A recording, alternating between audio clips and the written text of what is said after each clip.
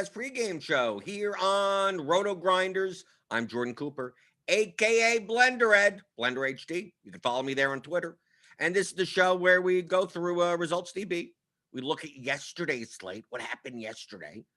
We take a little bit of look at today's slate. I think there's some weather concerns today, and talk about DFS strategy with your questions in the YouTube chat. You ask it, I answer it. Okay, and I see you guys in there. Suki Singh, he's always the earliest one.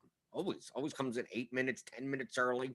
Always hanging around. Daniel Hutchins, Frederick Dude, Doug Montgomery, Eric Hilpold, Julian Wilson, Hog Lawrence, Michael Dompier, Eric Hilpold again, Jerome Lewis, Jeff Chambers, Brian C, Rob F, David Martin. Where's real life picture? Where did that go? Where's Superman?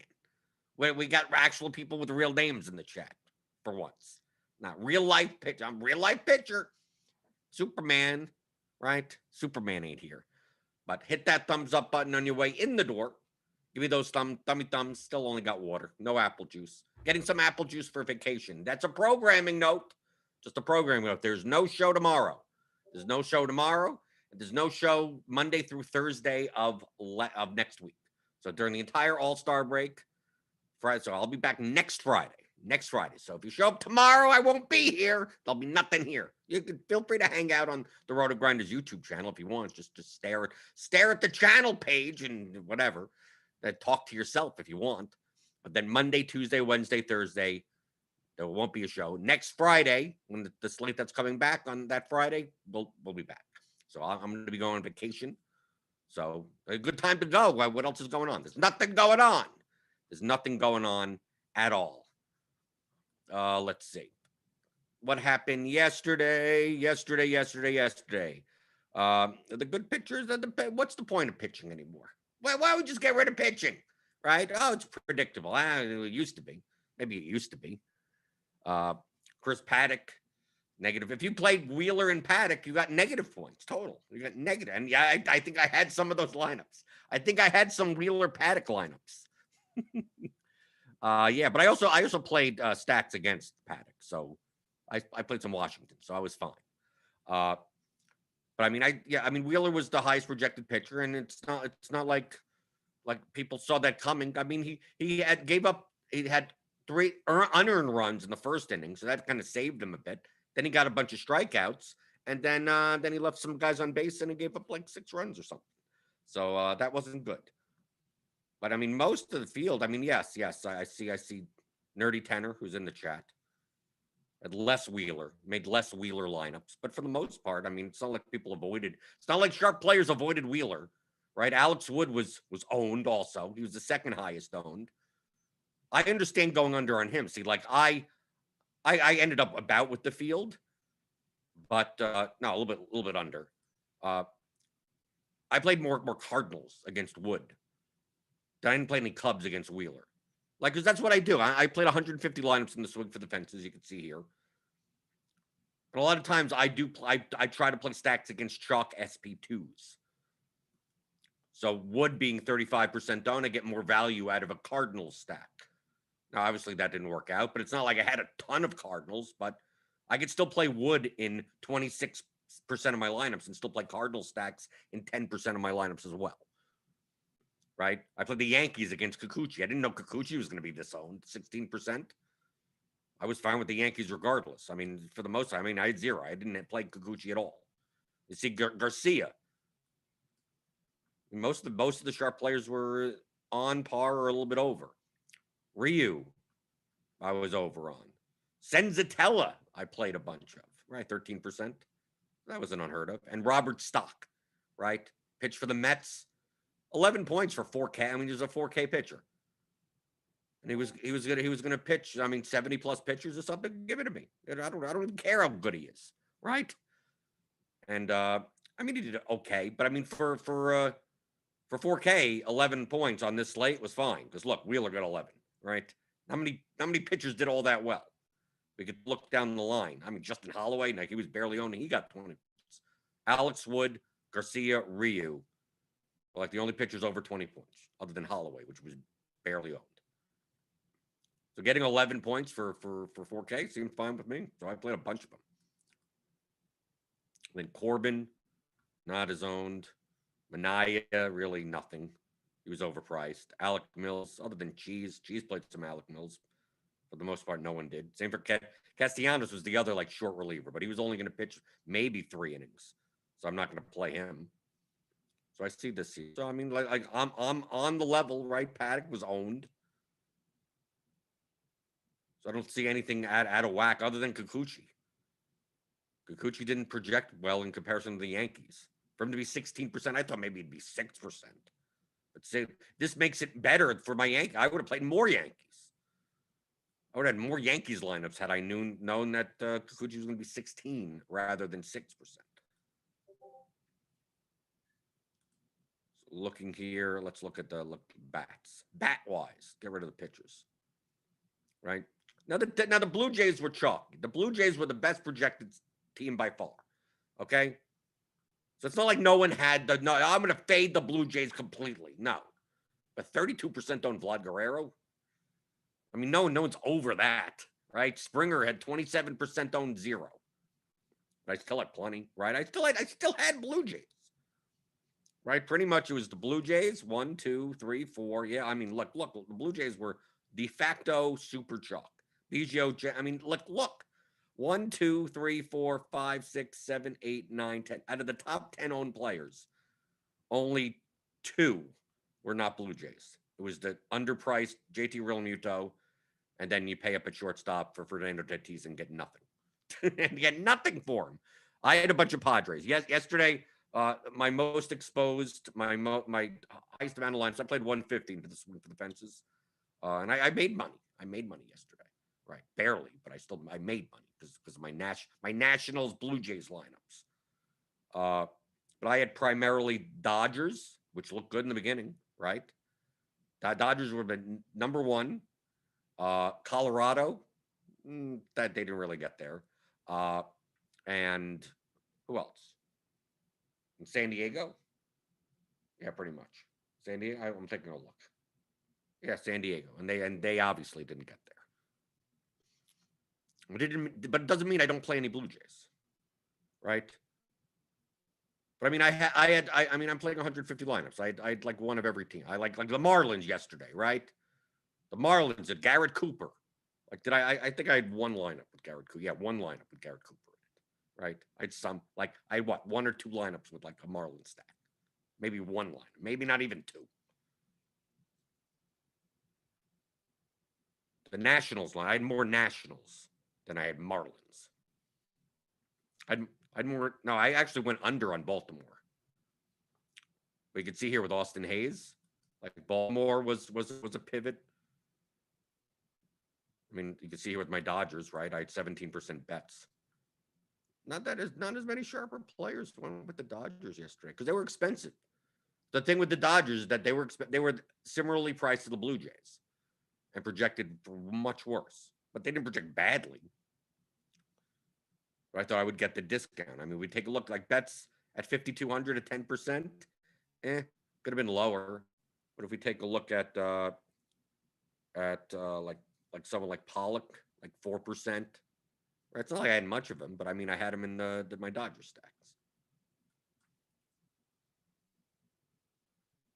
Go through here, and typically this is where we see all the ownership, right?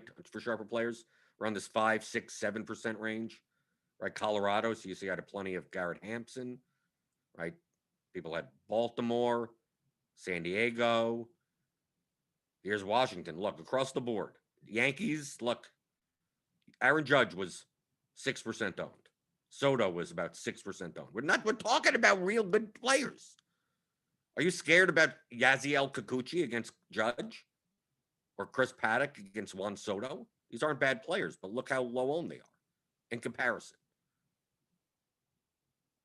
23 points, 29 points. But you see across the board, for the most part, so a lot of these sharper players over on the Nationals, over on the Yankees. Here's Ryan McMahon. Here's Ryan McMahon. Colorado Rockies. Blackman. Here. See green here? Here's another green strip.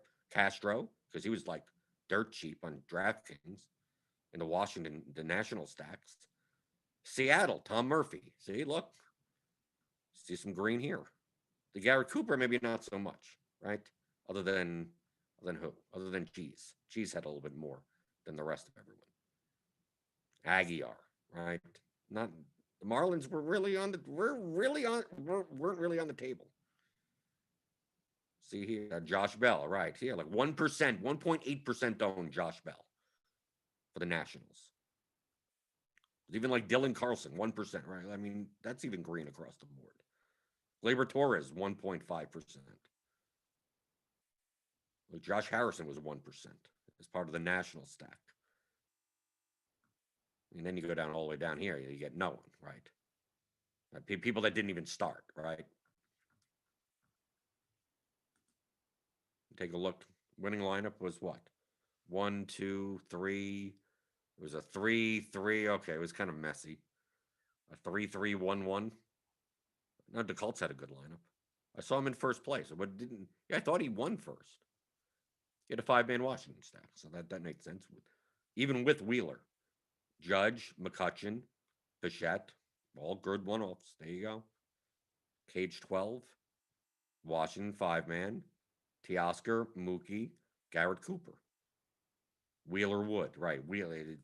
This is what's stopping a lot of these lineups. Like you put Garcia here, you put a Ryu there, then they win. So refresh. Right, here's a Wheeler Wood lineup. Right. I mean the chalk pitching combination. And then a Miami stack. Okay. You could do that. Right? You're gonna play and then play a chalky Bo Bichette one-off. This lineup makes sense for a 49,000 person contest. Here's a Miami stack lineup. That's fine. Would I have played many of these lineups? No, but I can't fault you for playing Miami stack, and then you play Betts and Turner and Bichette and the two best projected pitchers. Okay. You win if Miami goes off. Okay. And they'll go off 1% of the time, 2% of the time. Okay. Let's see Neil's best lineup. Washington stack. But look, the Washington stack projected better, and they were lower owned, I think, than the Marlins. So you go. Washington, 5-man, 3-man Toronto, because why do you need this is a perfect example. Look, he's playing Toronto. He's playing a 4-man, it's a 4-4 lineup. Right? 1, 2, 3, 4. He's playing the chalk pitching combination. Wheeler Wood and 4 Blue Jays. A 15% owned Jansen, a 22% owned Bichette, a 17% owned Biggio, and an 18% owned Teoscar Hernandez, and a 55% and 35% owned pitcher. You go, oh, that's a lot of chalk. Yeah, but when you're playing Bell, Harrison, Bell is 1%, Harrison's 1%, Robles is 1%, and Soto is 5%. There is where you're let. That's it. You're done. You're good. If the Nationals go off and the rest of the chalk hits, you win. There you go. You're done. This is a leverage lineup, right? You could have played anyone. With the Nationals, you could have played anyone. Just jam in the best lineup. Right? What was my best lineup yesterday? It was up to 55th. Yeah, I got $200 or whatever. Right? I had a similar type of lineup, right? Garcia and Wood, so I had a better pitching combination. Right? I had Gomez, Harrison, Turner, Soto, Robles. And then I have Pham one off, McMahon one off, Vlad one off. What's wrong with this? This is actually a little less owned. Right? I mean, well, Vlad's 32% kind of bumps everything up. Right? And then 15% Garcia instead of 55% Wheeler. So there you go. What's wrong with that? Right? Here's my 90th place lineup. Wheeler Garcia. Washington stack with Escobar. So this is Gomez, Escobar, Castro, Soto, Robles with 3 Toronto with 3 Toronto guys. Right? Vlad, Bichette, and Teoscar. Because if you're already playing like low digit, Washington stack, then why can't you do this? Of course you can. That's the point. You don't have to make a Washington stack and then also Washington, Miami. Like that, I mean, that would have been the best stack. And then you don't play Wheeler in that lineup. But now if you projected that out beforehand, it would come in very low projected. coming low owned, but is it worth that big of a projection drop? So maybe those lineups were the Miami Washington lineups probably may not have been plus EV. Maybe. I mean, you have to sim that out and see. So it's not a matter of do you play chalk or do you not play chalk? It's how do you build lineups? If you're playing a 1 to 2% owned stack, feel free to play the chalk around it. But if you're playing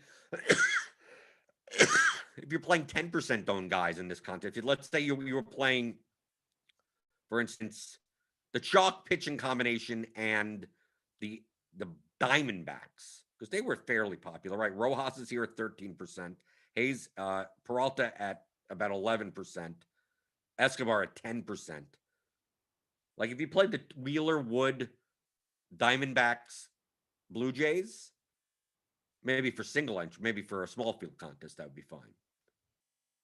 I think that would be a little too high ownership for a large field to be plus EV. Doesn't mean it's a bad lineup, just not as high as win equity as other lineups could be.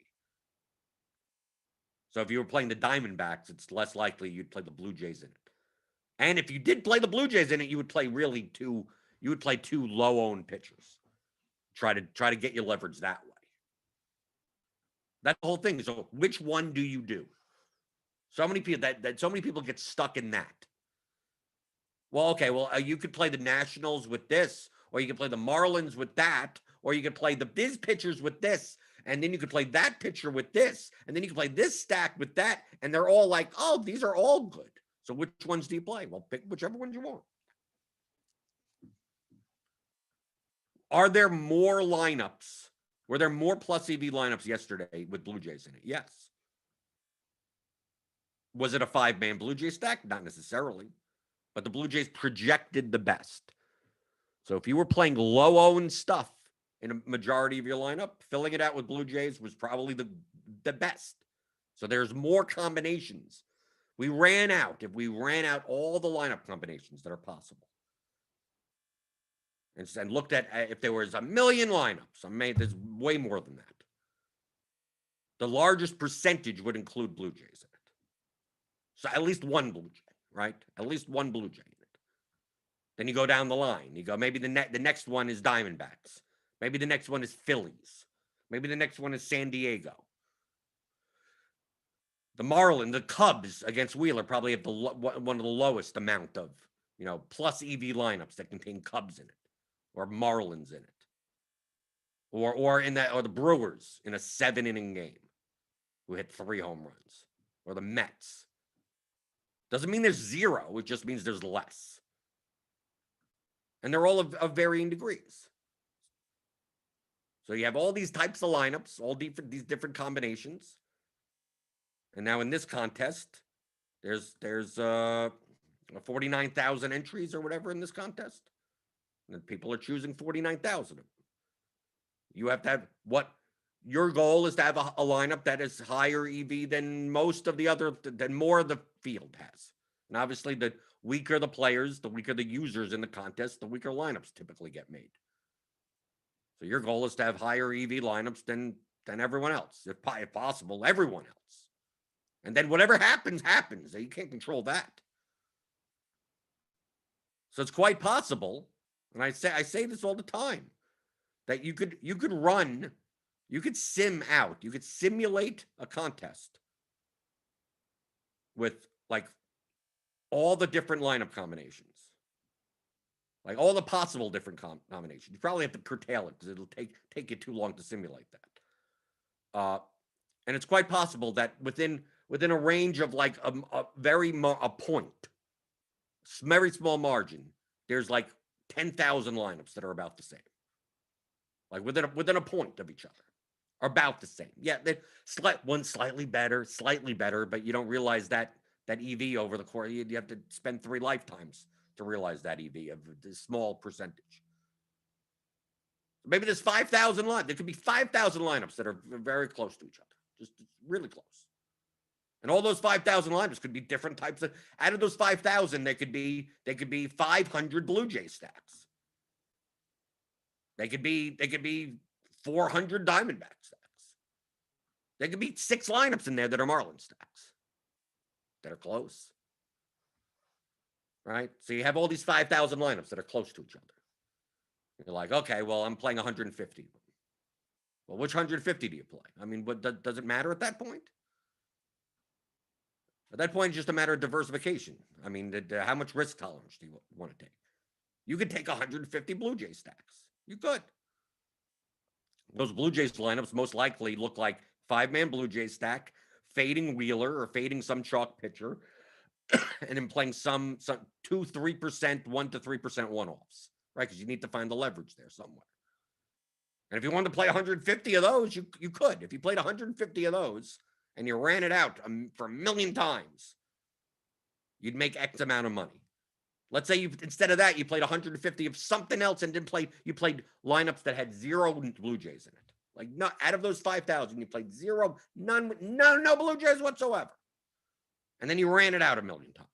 You'd end up with about the same amount of money, right? One lineup set of 150, you literally have Blue Jays in every lineup. Blue Jays stacks, you probably don't have that much Wheeler, right? You probably don't have that much JT Realmuto in those lineups, right? Then you have ones that have no Blue Jays in it, no Blue Jays whatsoever, right? You probably have Wheeler in a ton of those lineups. Wood in a ton of those lineups, because you're getting all the leverage by not playing any Blue Jay. And you're playing 500, you're playing 150 of those. But if you run it out mathematically, you may end up with the same amount of money. Who knows what day you win, what trial you run, a million trials. Who knows what trial day you would? I don't know. Who knows? Who knows what's going to happen today? I don't. But mathematically, those lineups would be close to equal or close enough. They're probably not equal, but marginal. That's the play whoever you want thing of once you design lineups that are higher, that are properly projected and leveraged for the contest that you're in, you could probably find hundreds of them.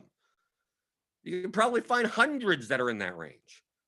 Thousands, depending on the size of the slate. You're like, well, which one should I play? What's going to happen today? I don't know what's going to happen today. All I know is that in this range, these types of lineups with this projection and this ownership together show a positive expected value in this contest that I'm playing. Okay, now I could find more of them. Now, I'm hoping that my opponents, the rest of the field, are building lineups that are worse than that. Either that project higher than my lineups, but are also going to be way too owned, so they retain more min cash equity, but have less chance of winning like first place outright, or even better, lineups that are project worse and are extremely low owned, that like they're negative EV because they don't cash nearly at all, and they don't even win first place often enough, right? So it's like they're super duper, like they're 30 points under projection. They're really low owned. So yeah, you get the proportional ownership, but they still don't. You'd run it out a million times, you end up losing money. Even though you win a bunch of times, but it doesn't make up for all the times that you come in dead last, right? That type of thing. That's what you have to get in your head. That's the concept you have to get in your head. So once you find, oh, this lineup makes sense, right? With the projection and the ownership, like any lineup like that makes sense. Any lineup with those two numbers, to put it bluntly. If you were just using ownership sum and projection median total. Not saying that's the best way to do it, but that's a way of doing it. That'll give you directionally accurate. So if you find that, like, okay, I believe if I have a 120 projection and a 150 ownership or whatever, like that's the perfect area for the contest that I'm in. Well, then if you find anything that's like that, that's correlated, right? You can play any of those lineups, right? They would mathematically be close to each other. And lineups that are 120 projected and 150 owned or whatever the X and the Y is, some could be blue, some could have been Blue Jay stacks. Some could have had no Blue Jays. Some could have had Baltimore. You could probably find a 5-man stack of every team. Even the Cubs. It's possible. Probably not. Of course, but it means that that 5-man stack has to be supplanted in order to get the projection up. Probably ends up having, Blue Jays, Wheeler, that in that type of lineup. And then you ask, well, what should I play? Oh, you're telling me. So you're telling me there's 1,000 lineups that are about equal to each other that I could play, and they all look different. They all have different combinations. And I'm playing the 20 max, or I'm just playing 20 lineups. Well, which 20 should I play? Whichever 20 you want. I know it sounds stupid, but mathematically that would be accurate. Whichever 20 you want, it wouldn't matter. Your goal is to play good lineups and hope and play in fields that people are playing worse lineups. Now, the higher you go, the sharper the fields are, then the strength of lineup you needs to be higher. So maybe those 20 lineups that you play, maybe in the large field, are actually really top 10% type of lineups from an expected value standpoint. But in a small field contest, in a sharper contest, higher stakes, obviously you need to build them differently. So you don't need as much leverage. Those lineups may be run of the mill. They may be below average. So you're going to be battling with people that can build these lineups much easier. That's why contest selection to me is more important than anything. I just want to play against the worst people. Typically, the large field contests have the worst people. They also have the best people. There also have tons of worse people. Going through the YouTube chat. Going through. Yeah. Yeah, Daniel's talking about, yes. What's with all the scratches yesterday? It took me half an hour to do that. Twice. Right, because he had lineups that didn't come out. And then he had scratches. Right, so what was the first thing? The Tyler O'Neill. So now I have to go in and I have to find, now I'm trying to find, and I still want to keep my stacks in check. So it's okay, Tyler O'Neill, I could switch to Dylan Carlson. Right, that's only a $200 difference. But what happens if the lineup already has Dylan Carlson in it? Okay, now Harrison Bader. What happens if it has him? Right, but he's also a $1,000 difference. I can upgrade a pitcher. Right, I did it manually. Right, because I didn't have as many lineups. I mean, the Padres one was the pain in the ass when Cronenworth wasn't in the lineup, and I had to go in. So that I just did it manually. I didn't feel like rebuilding or anything like that. It's going to screw everything up. So I just went through. I just scrolled through on my phone. Just Cronenworth. Okay, take him out because Hosmer was in. I just flipped some stuff, put Kim in, upgraded pitcher or whatever. So I was all good with that. Once that happened, then Domingo Germán doesn't, up. They ended up pitching later in the game. What's up with that? So I had to swap out all that. But at that point, the 8:05 game's already started. So it's can I get up to Wood or Paddock? Or then I have to play Senzatella. And I go down and then where can I spend the $1,000 if I need? And then sometimes I just left it.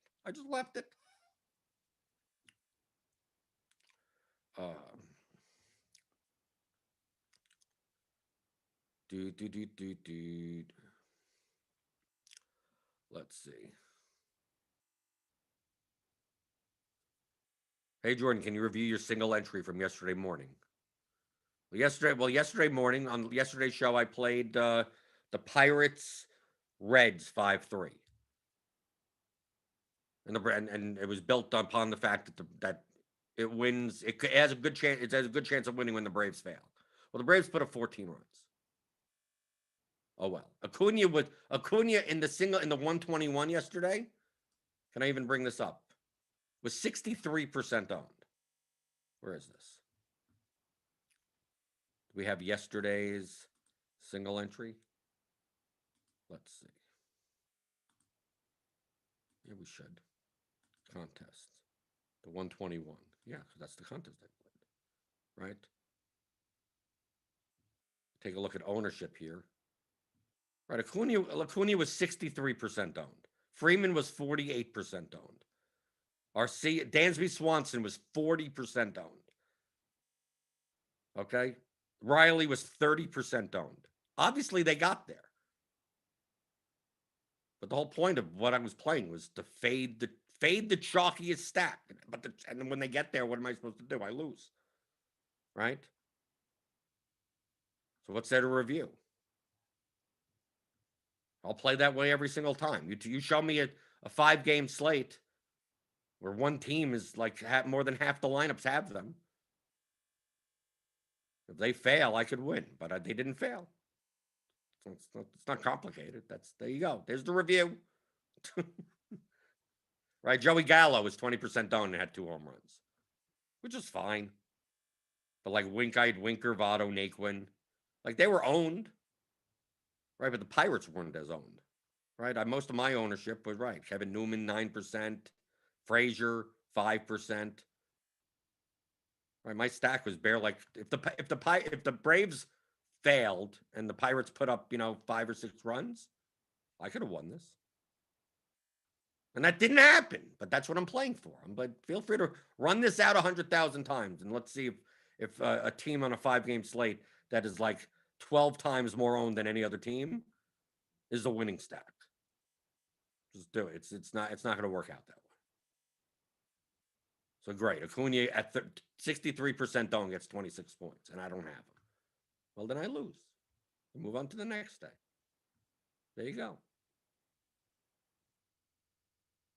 But I'm pretty sure that my lineups were way higher EV than any Brave stacks at these ownerships. I mean, this is ridiculous. Acuna, Freeman, Swanson, right? I mean, Albies didn't really get there, but did he need to get there? Right, just a chalk hit. There you go, chalk hit. But if you could take a look here, like obviously, everyone has one entry. I don't really recognize many of these names up top over here. I know Felix. There's Big T.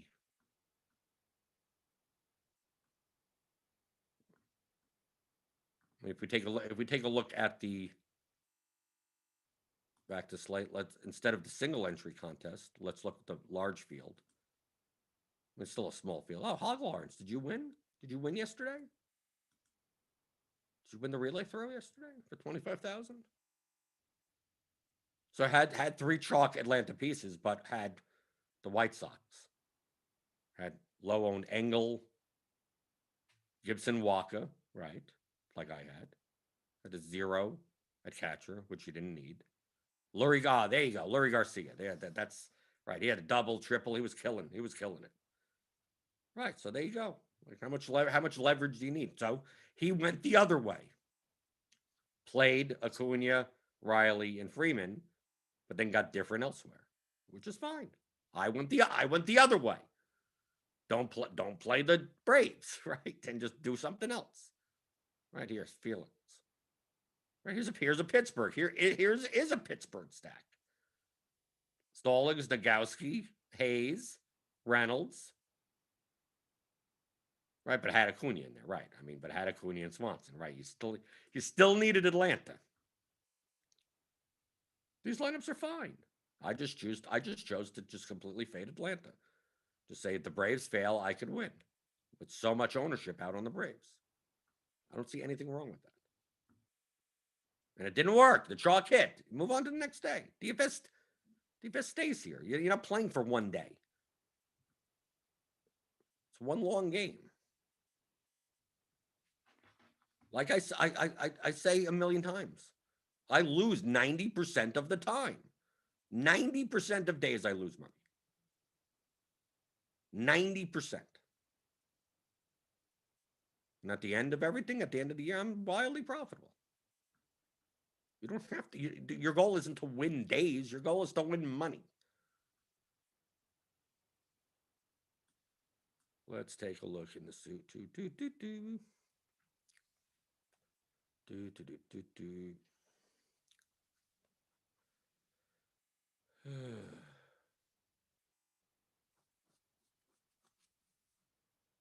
Chris Gallagher says, I feel like chalk stacks have gotten there way more times than not this season. Not necessarily.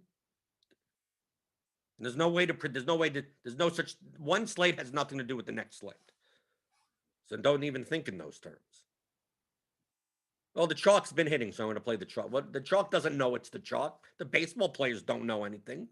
That doesn't mean anything. And also, it's also confirmation bias, especially if you're someone that plays contrarian, right? If you play more contrarian than most, you'll notice the times where the chalk just crunch by ownership type of thing, right? Oh, everyone just played the high owned stuff and they all got there. You remember those things, but there are plenty of times when it doesn't happen, or when the chalk gets there or gets value enough, but some other team still puts up more points and you still need them.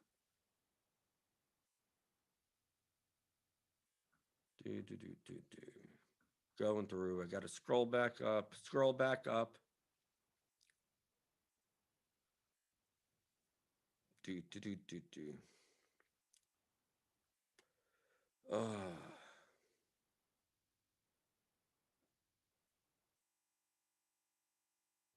Frederick Dude says 2021 is making Blender's garbage stacks philosophy seem obsolete. Well, it's only because of the pricing. Like I do the up. I don't play vomit stacks anymore. The pricing is soft enough even on DraftKings where we get some of these 2K, 3K hitters, even on good teams that like you could have played the Blue Jays, Wheeler Wood Blue Jays yesterday without that much effort. You'd had some concessions, but you still could have gotten it in. But it used to be that you wouldn't be able to. It used to be that in order to get like two 10K pitchers, you had to play the Pirates. You had to play the Tigers. Like no one can do that. It's like you'd have a slate where it's DeGrom and we would like DeGrom's 11-5 and Lance Lynn is 10-4.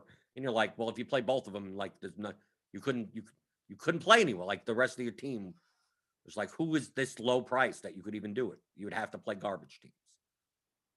You don't have to do that this year anymore. You could play two good pitchers and still get a lineup that looks fine. Let's see.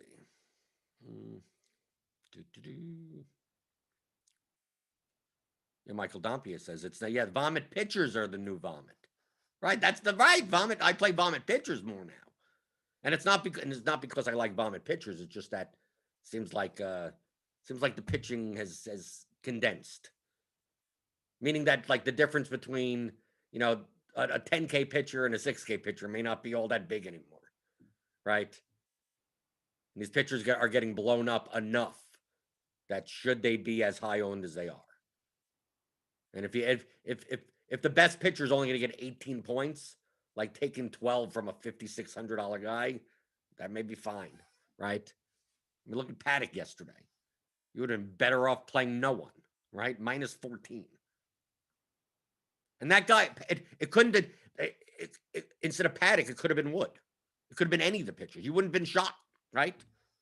Right? Wheeler, you almost don't feel shocked by anything other than maybe DeGrom.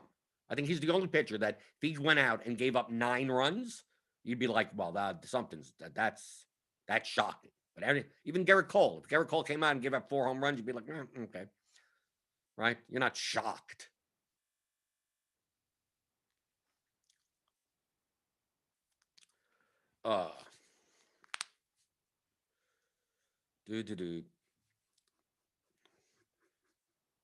Brian C. asks, what does max gap mean? Just made a baseball lineup. It says max gap 3.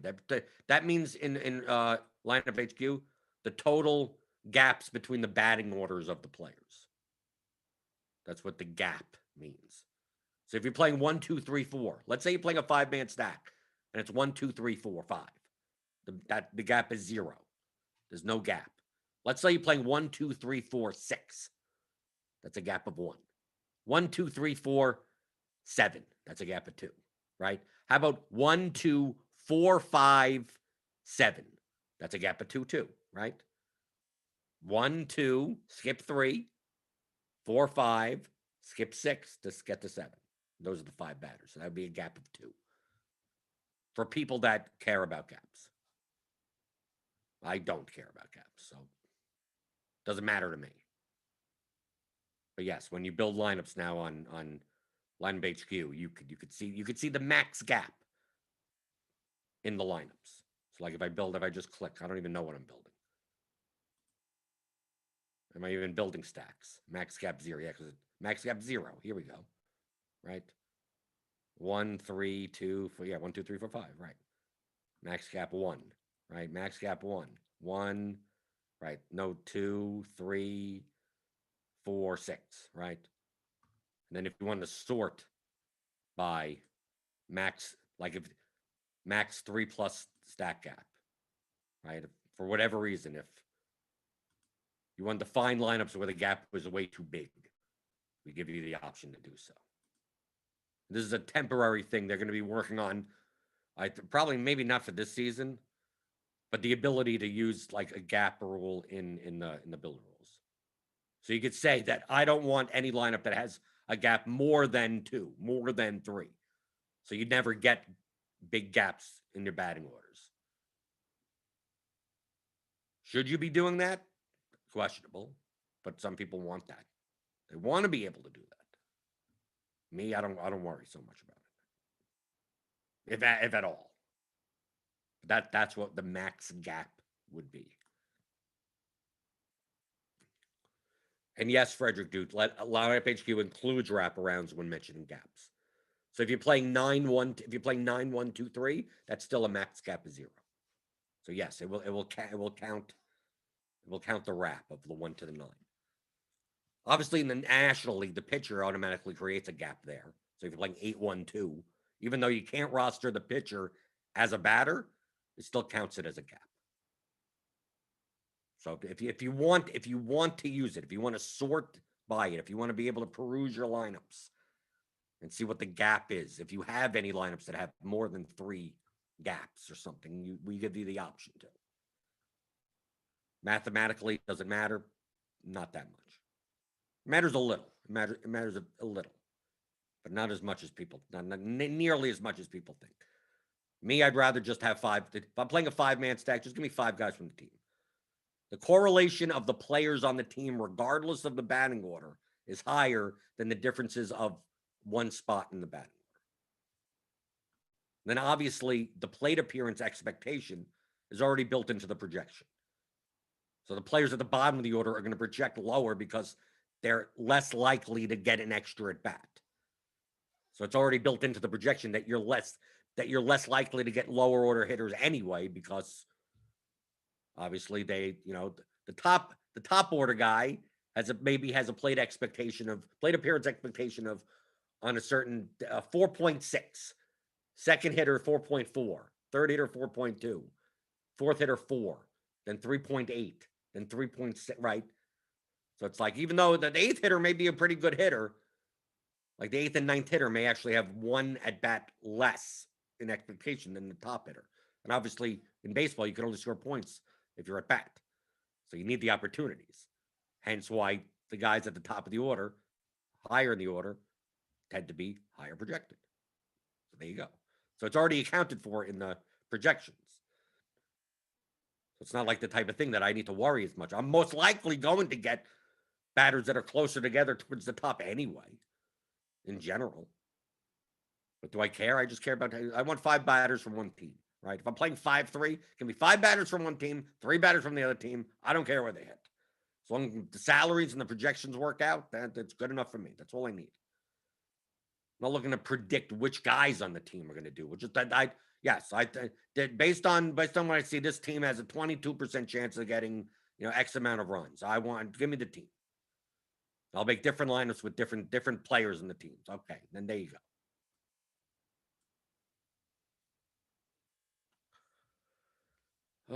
Let's see. Right, Chris Schumacher says, not sure that closing stack gaps gives you a huge edge. Right, it's so small. It's more important that you have players from the teams. I'd rather have my projection higher. If I'm going to build let's say a 5-3 lineup, right, the most locked type of lineup, not 5-1-1-1. If I'm going to build a 5-3 lineup, I'm not. Oh well, based on this batting, I'd rather have the gaps closed or projection higher. I'd rather have an extra point in projection. The difference between the bat. Look at yesterday. Look at the Blue Jays. Blue Jays put up a ton of runs. George Springer, fat zero. Right? You would have been much better off not. And he's right in the middle. He's the fourth guy in the order. Right? Bichette's fine. Vlad's fine. Springer, he's dead. Teoscar's fine. Grichuk's fine. Biggio's fine. Right? It's not like people act as if, oh, if this guy does well, that guy has to do it. No, not necessarily. It's better off that you just prioritize just taking 4 or 5 guys from a team. Not worrying about the gaps. Stop worrying about the gaps. But some people do. That's why we have it in the lineup HQ.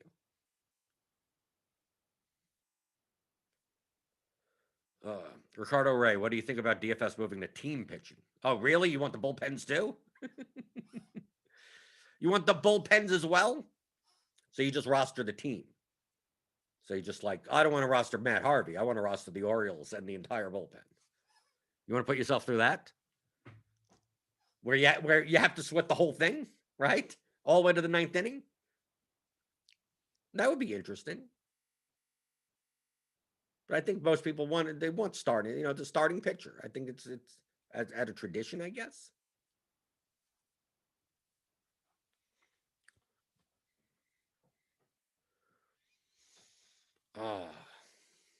So anything else? Anything else before I go? Remember, I'm going to be gone. I'm going to be gone for a week, people. I don't have to see you anymore, right? What a vacation. I don't have to worry about the same questions over and over again. Right? But if you got any, let me know. Let me know right now. Click the thumbs up button. Give me some thumbs. Give me some scribes. Notification bell to know when we go live. We got Grinders Live. Grinders Live coming up later today. We got a best ball show. Eric Bimefor doing a live best ball draft. So he's doing best ball stuff. So that's coming up. There's some lineup page. If you're a premium member, lineup HQ round table for the NBA showdown, the finals. I think Chop's doing that or something. I don't know. I don't even look at the schedule before I come on here. I'm gonna be. I forgot. I'm gonna be on Grinders Live tonight. Right. I didn't even tell you that. I'm gonna be on Grinders Live with Dean tonight. I believe. I think I'm on the schedule. I think it's me. Right. So I'll be back later today on this channel. So there's stuff going on. If you want to be a RotoGrinders premium member, you can talk to me in the premium Discord if you want. I'm in the back chat mostly. Sign up for RotoGrinders Premium. Click on the link in the description. Get $10 off your first month. Let's see. Any thoughts on the early slate? I have no idea. I don't even know who's playing on the early slate. I have no idea. I'm worried about vacation. It's not much of a vacation. It's more of my wife's vacation. We rented a house on the lake or whatever. We're going to West Tennessee. We're going to the Kentucky Lake area, whatever's there, whatever. It's a big house. It's on the lake with a little platform down, and you could rent a boat, right? I'm a city person, right? My wife's a rural person. So my wife, oh, we go camping and that type of stuff. We go out in the middle of nowhere and jump in a lake. Like that's what she likes doing. Me, like let's go to Las Vegas, right? The most artificial city there possibly is, right? Right? Just completely artificial. Like there's nothing natural about Las Vegas whatsoever. Like I'm on that side. I don't mind. Just as long as I this house, it's like, does it have Wi-Fi? Yes. Okay. Does it have air conditioning? Yes. Okay. Then I'm good. Right. That's all I need. Right. Go down there. Her family, they'll go out in the lake, and I'll probably watch UFC tomorrow on Saturday night. The McGregor Poirier, whatever. Am I going to build lineups? Probably not, but I'll watch it. Or maybe I'll build like a high stakes lineup or something. Matthew McManus, do you have any other books besides yours that suggest that you will help with DFS? Recently, I would Nassim Taleb's like Anti-Fragile. I mean all of it. I mean all whatever. Fooled by Randomness. Like he has like a 4-book series. Like Black Swan, Fooled by Randomness is a good start. I mean, they're not about DFS, but it's about, just thinking probabilistically. I'm not the hugest a fan of Taleb's writing style, But I mean, they're good books. They're good that kind of how you should be thinking in terms. So if you pick up his book set on Amazon and read that's the most recent. I mean, this is over the past 10 or 15 years type of books.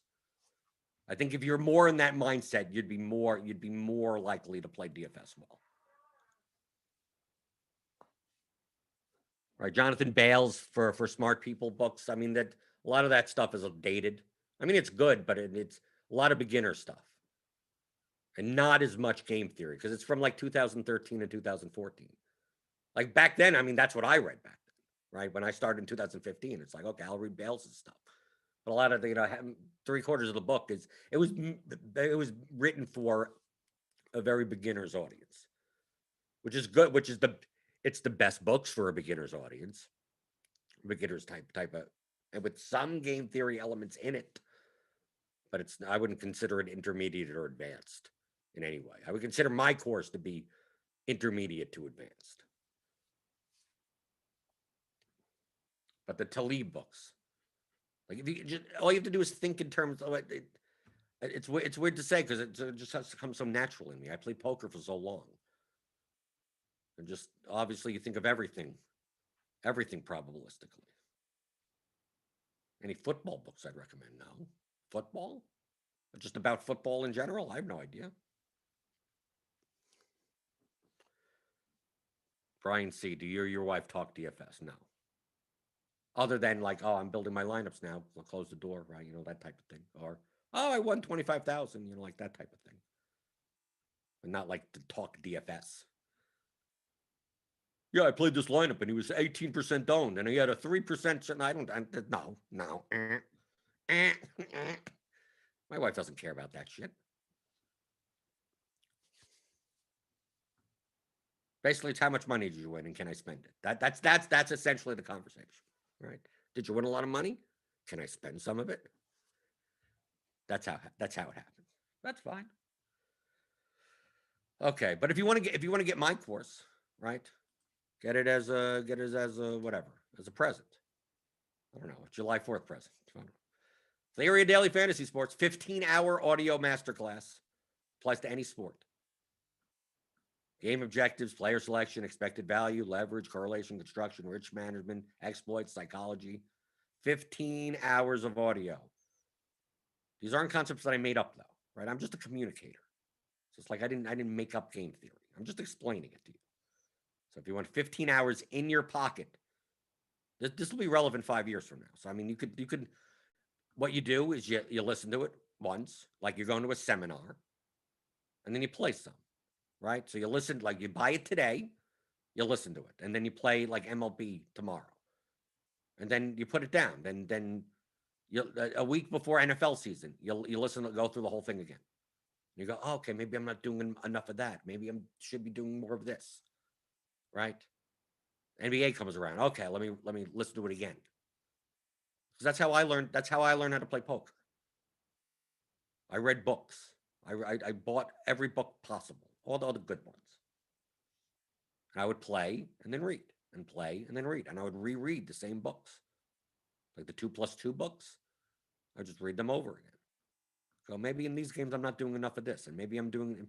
Now I understand. Since I've been playing, now I understand this concept better, and that's you play and read, you play and read, you play and read, you iterate. You don't just read something and just automatically get good. You have to learn how to put it into practice. A lot of times that's the hard part. Like, I can intellectualize this, but when I'm at the table and I have to weigh all these variables, like how do you do it that quickly? Like it seems like it's overwhelming. Then 2 years later, you're like, it's almost instinctual. Like you're not even the stuff you were thinking and doing in your head. Well, he could have this, and then if he did this, and then the percentage of that, and then if I do, and then it takes you 3 minutes to make any decision, and you feel overwhelmed, and you're studying every hand. So now you're watching, even when you're not in a hand, you're like, did he do that? Did he do? Did he did it? Did it? And then 2 or 3 years later, you're like, you could just lean back and just watch. It's just everything just gets absorbed. It's almost like you're not even trying anymore. It almost feels like how come it's like instinctual. It almost comes like that. And then you start playing extremely well. And then 3 years later, that it's now you're doing even more advanced concepts. Now you're finding even more exploits on people. And all the stuff that it took you, like, okay, well, with this divided by that, and like that's like multiplication tables when you're a kid. Like, you don't think when you say 7 times 6 is 42, like, you don't think about that, right? You've done the times tables when you were like 6 years old or whatever, enough that, 8 times 8, 64. You don't have to think about it. That's what it should come. That's what it should come to. That's how I designed this type of course, like the 2+2 books. So it's not like here's what you do and that's it. Bye bye. Take care, but delete it. Like, no, you should be able to listen to chapters over again, listen to parts of it over again, and then play. And then you'll see. And you may not understand something, and then you just play and you go, oh, okay, now I get it. Or you watch this show, right? This pregame show, or you had to listen to the podcast I do every week, the Theory of DFS podcast, where we talk about stuff. And you go, oh, now I got it. And once you get it, then you're up to the races. Right? And then it's easy. You almost think of like, why didn't I think of that this before? Right? It becomes almost too simple. Actually, it becomes a lot of variance. It just becomes a lot of, okay, just throw a bunch of stuff in and just in the long run, hopefully money comes out at the end. Right? That's what I mean. But that's why people fret over like, oh, why didn't I play the Marlins yesterday? Well, you could have. So they just X% chance and you didn't go there, and okay, tomorrow's another day. Just keep on building plus EV lineups and the money will come. It's the same thing in poker. Oh, someone got a 1-outer. Okay. Does poker end now? Does it end? You lost the pot. You got stacked on a 2-outer. Does that mean poker ends, or you want people to call you there and you're glad that they're still at the table? Because if they're going to make that big minus EV mistakes, then you're going to make money. Poker keeps on going, just like DFS keeps on going. It's always the next slate. You just keep on playing profitably, making profitable plus EV decisions. Do you know what days the money comes to you? No, you don't. I don't know what's going to happen tonight on tonight's slate. But if I build lineups that stand to win me more money than other lineups, then the probability, then I'm giving them to me. Do I know if that's going to happen today or tomorrow or next week? Or, well, not next week. It's the All-Star break. I don't know when I'm going to win first. I don't. I just keep on building, same process, build plus EV lineups. At the end of the year, at the end of whatever, I come out with more money.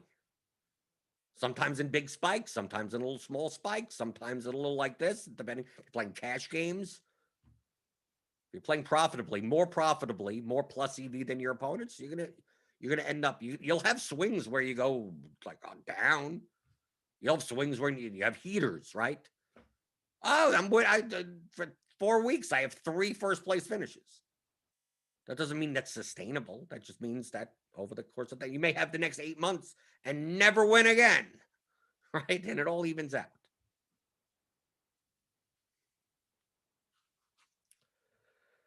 Okay. Let's see. Anything else in the YouTube chat before I get out of here? Okie doke. So theoryofdfs.com. Feel free to pick that up. We got plenty of content today. Got the NBA thing for premium members. We got the best ball stuff. That should be on YouTube, right? I'll be on Grinders Live later today, and then Crunch Time for premium members. And I think there's still slates Friday and Saturday. There's still I won't be playing them, but there's still slates. So there is a slate tomorrow, but I will not be here. Okay, so I'll repeat again, right? If you show up tomorrow, there won't even be a thumbnail or any show to even show up to, right? You won't even see me, right? So don't show up to YouTube channel. Oh, where is he? Just staring or whatever. I won't be here. And then Monday through Thursday next week, I won't be here either. So when baseball picks back up again on Friday morning, next Friday, I will be back. And I'm going to say this, and I know there are people going to show up tomorrow, right? They're going to Discord. They're going to be in the Discord chat. Oh, no show today?